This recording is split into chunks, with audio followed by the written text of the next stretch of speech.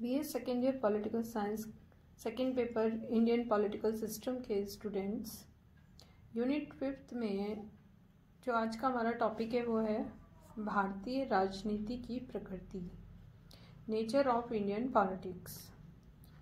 हम दो पार्ट में इस चैप्टर को देखेंगे। आज कुछ बिंदुओं को हम स्पष्ट कर रहे हैं कि भारतीय राजनीति की प्रकृति को इन बिंदुओं के आधार पर स्पष्ट किया जा सकता है। जैसा कि हम जानते हैं कि 15 अगस्त 1947 को भारत स्वतंत्र हुआ और स्वतंत्रता प्राप्ति के बाद भारतीय राजनीति की सर्वाधिक महत्वपूर्ण जो उद्देश्य या सर्वाधिक महत्वपूर्ण जो लक्ष्य था वो था राजनीतिक और आर्थिक विकास के साथ साथ जो समाज है उसका पुराना ढांचा परिवर्तित करना। इस लक्ष्य को पाने के लिए भारत में लोकप्रिय संप्रभुता और वयस्क मताधिकार के आधार पर लोकतांत्रिक शासन व्यवस्था को अपनाया गया। आदर्श भी हो और साथ साथ व्यवहारिक स्थिति भी हो, इन दोनों को समन्वित किया गया। भारत में सामाजिक, आर्थिक, राजनीतिक परिवर्तनों को हम एक प्रयोगों के रूप में देख सकते हैं।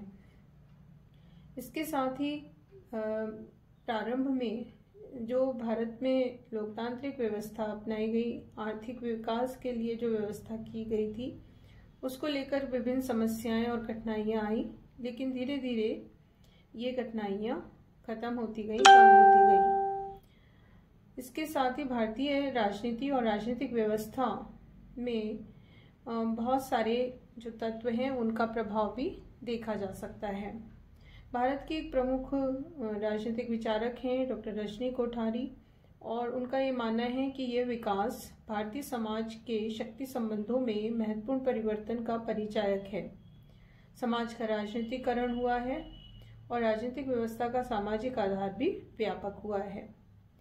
तो भारत में जो जनसाधारण के राजनीति में भाग लेने की व्यवस्था है उसकी लोकप्रियता बढ़ी है, उसकी शक्ति में वृद्धि हुई है। भारतीय राजनीति की प्रकृति की कुछ प्रमुख बातों में पहली जो प्रमुख चीज़ है वो ये है कि परंपरा और आधुनिकता का समन्वय देखने को मिलता है। भारत का जो समाज रहा वो रूढ़िगत समाज था, लेकिन उसके साथ आधुनिक राजनीतिक व्यवस्था को अपनाया गया और इन दोनों का एक समन्वित रूप हम भारतीय राजनीतिक व्यवस्था में देखते हैं। भारत में परंपराएं और परंपरागत राजनीतिक जीवन को समाप्त करने के बजाय उसे आधुनिक रूप देने की चेष्टा की गई है। एक विचारक हैं रुडोल्फ, और रुडोल्फ उनकी मान्यता है कि भारत में प्राचीन परंपराओं को लोकतांत्रिक रूप दिया गया है। एक जटिल और रूढ़िग्रस्त समाज में आधुनिक राजनीतिक व्यवस्था को अपनाया गया है और उसके अनुसार परिवर्तन, सामंजस्य और अनुकूलन किया गया है। भारत में जो आधुनिक राजनीतिक व्यवस्था है उसका पुरानी परंपराओं से मेल स्थापित करने का प्रयास किया गया है। इसीलिए स्थानीय से लेकर राष्ट्रीय स्तर तक भारत में लोकतांत्रिक संस्थाएं स्थापित हो सकी हैं। भारतीय राजनीतिक व्यवस्था के आधुनिकता के जो दर्शन है वो भारतीय संविधान में, न्यायालय में, संसदीय वाद विवादों में, उच्च स्तरीय प्रशासनिक व्यवस्थाओं में और राजनीतिक दलों इत्यादि में देखे जा सकते हैं। आधुनिकता नीति, हितों, कार्यक्रम और योजनाओं की भाषा है और तर्क, प्रतिनिधित्व, वाद विवाद, प्रदर्शन, विचार विमर्श, निर्णय, इसके द्वारा इसको व्यक्त किया जाता है। भारत में आधुनिकता और परंपरा का समन्वय स्पष्ट रूप से इन सभी आधारों पर देखा जा सकता है।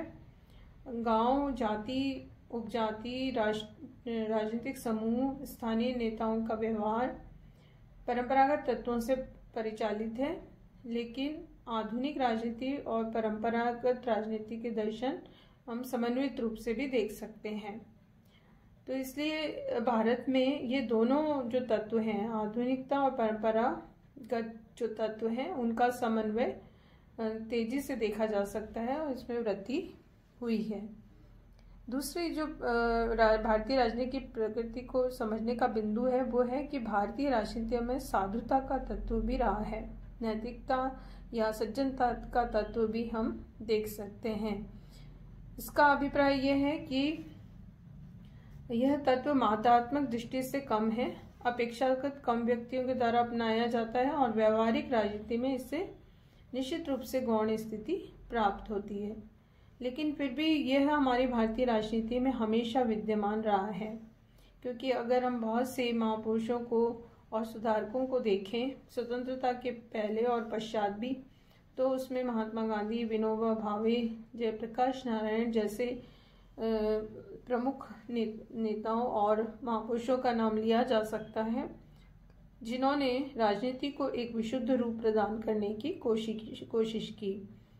गांधी जी ने जैसे राजनीति के आध्यात्मिकरण की बात कही, और विनोबा भावे, जयप्रकाश नारायण ने जैसे लोगों ने लोकनायक और राष्ट्रनायक की स्थिति प्राप्त उनको रही।